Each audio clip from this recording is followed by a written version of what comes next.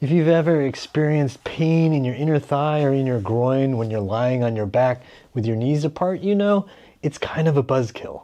You've probably tried to stretch it out only to find that the tightness comes right back, and sometimes the pain actually gets worse the more you stretch. This is a trap most people don't realize they're getting stuck in.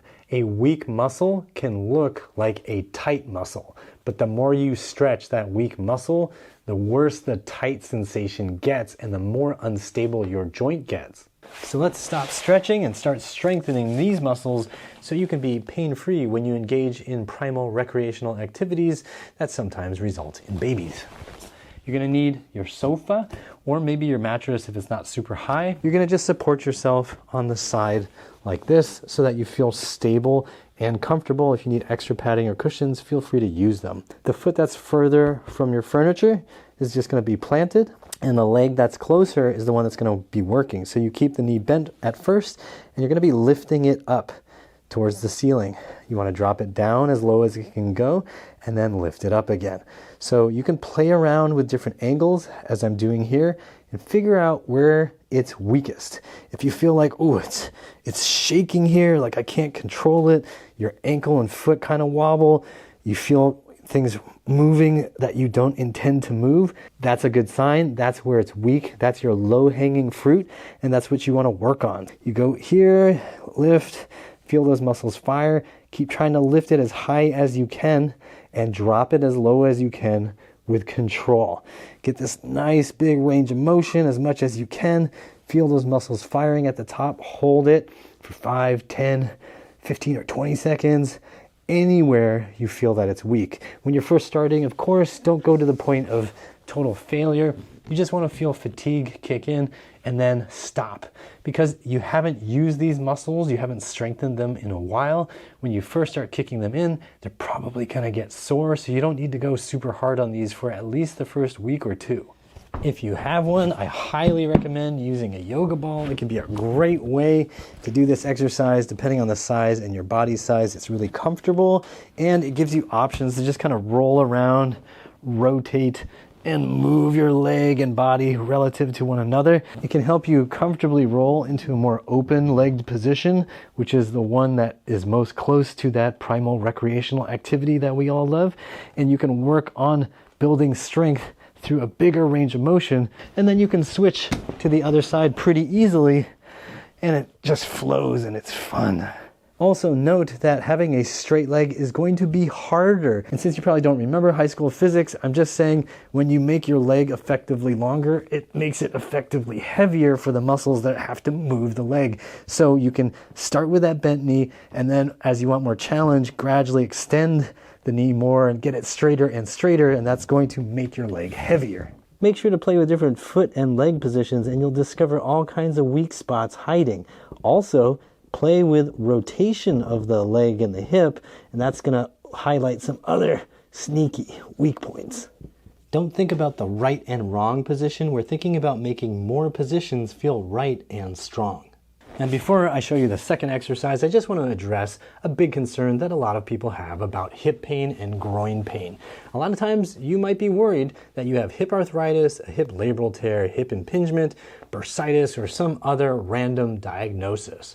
And around here, I just like to remind people and invite them to ATM, always think muscles.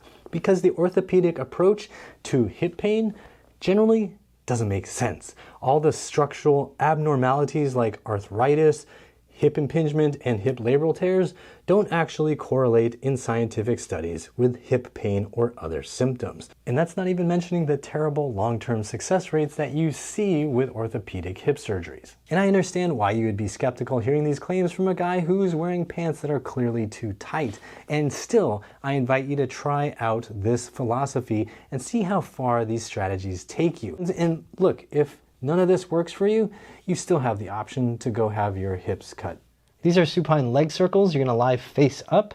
You're going to lift one leg up, and you're going to draw a circle, a nice big arc out to the side, and then continue it. You're going to look for anywhere that feels clunky, pinchy, shaky, just obviously really weak, and you're going to hang out in those weak spots.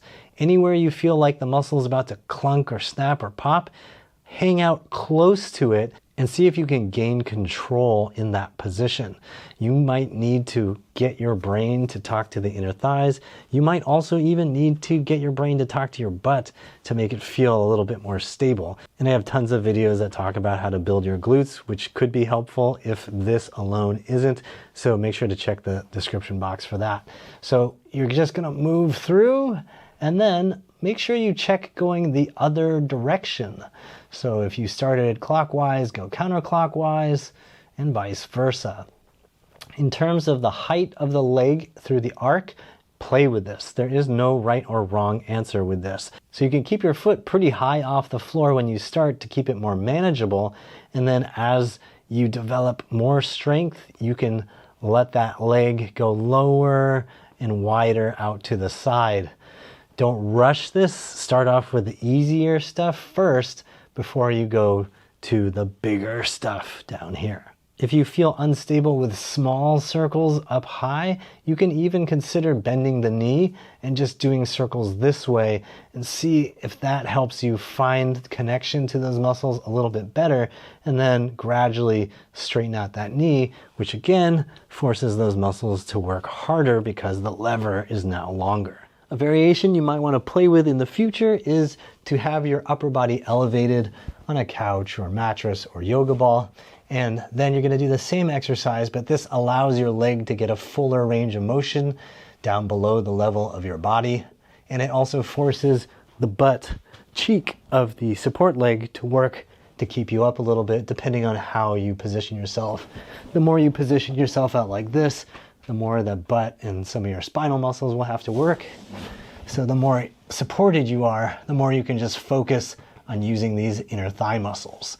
Regardless of the variation you choose, you want to be gradually improving the range that you can control. So you want the leg to be able to go out and be able to pull it back in smoothly and comfortably. And that's going to help you build the strength you need all through the inner thigh and in the groin to allow yourself to get into some primal play.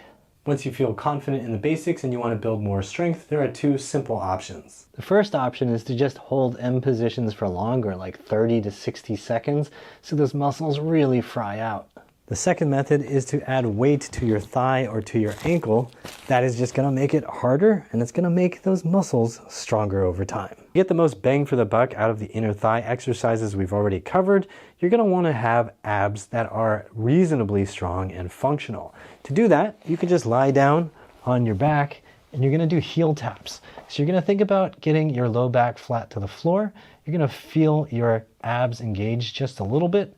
You're going to lift one foot, then the other, and you're going to try to maintain this position, feeling the abs engaged. You don't want your lower back to lift up unintentionally here, so you're trying to keep that down by using the abs. Then you're going to try to bring one foot down towards the floor while keeping that spine stable and straight. Then do the other foot. You're probably going to notice that one side is less stable than the other, or you might notice that things kind of pop or catch as you're going through this motion. Don't try to rush through those positions that pop or snap or feel like they're going to catch. Take your time. So if you feel like, I can only move 5 degrees and it feels like something's going to catch, stay there. Make sure the abs are working. Check in with what's happening all around your pelvis, your hip joints, your abs, your low back. Make sure that they're staying stable and wait. You're probably going to notice that there are some hip muscles that are actually trying to cheat their way out of doing their jobs. So just take your time in that limited range of motion and build that strength. And over time, you're going to notice, hey, I can get down there without that catch. I can get down there, woohoo! And then you can start going a little bit further away with the foot and the leg. And then once you feel like, yeah, I think I've maxed that out, you can start to do this with 2 legs at a time, but make sure, again, you're not losing control, so you reduce the range and just keep feeling those abs work until you can go way out there, which I don't think I can do because now my abs, oh, I did it. Okay, so all the way out there without losing spinal position while still using your abs to stabilize everything. And this one variable can make a huge difference. In the fitness world, you're often told everything's got to be perfectly straight lines and 90-degree angles, but real life doesn't work like that. sometimes you got to do a little tilting and twisting. So when you're doing this ab exercise, when you feel ready and confident for it, you can add some intentional twists so that you feel your abs working in a different way. Being off to the side a little bit is going to force your side abs to work, and it's going to challenge you in a useful way that's going to translate into athletic endeavors and also primal recreational activities that result in children. Remember that we're not just thinking about right and wrong positions, we're looking to make more positions feel right and strong. I swear that fart noise was my foot on the thing. See, I didn't fart. For all of these exercises, I would suggest starting off with 2 to 3 sets for each side, starting with 30 to 60 seconds on each side. And you can increase the time as you feel more comfortable and confident in the exercises. Doing all of them together 2 to 3 times a week is probably a good place to start for most people. Remember, when you're starting any new exercise, that slow is safe and fast is foolish. If you spend like 2 hours doing these today, you're gonna be too sore to walk tomorrow and the next day and the next day and the next day, and I guarantee doing that is not gonna help your sex life. So start off with 2 to 3 times in the week, 2 to 3 sets with each exercise, and gradually build your strength with longer holds or using weight in the future. Now, to be clear, stretching the inner thigh muscles isn't wrong for everyone. For many men and some women too, stretching to reduce some muscle tension and teach these muscles how to lengthen can be really helpful. And I actually have already made a video about a stretch men should do that I'll drop a link to in the description box. And if you want a comprehensive home training program to rebuild your hips at home, be sure to check out the Healthy Hips program. You'll find it linked down below and at uprighthealth.com/HH. If you need help rebuilding your glutes, check this video out. And if you're a man who wants to improve his sex life, check this video out. I'm Matt Hsu from Upright Health, reminding you that pain sucks, life shouldn't.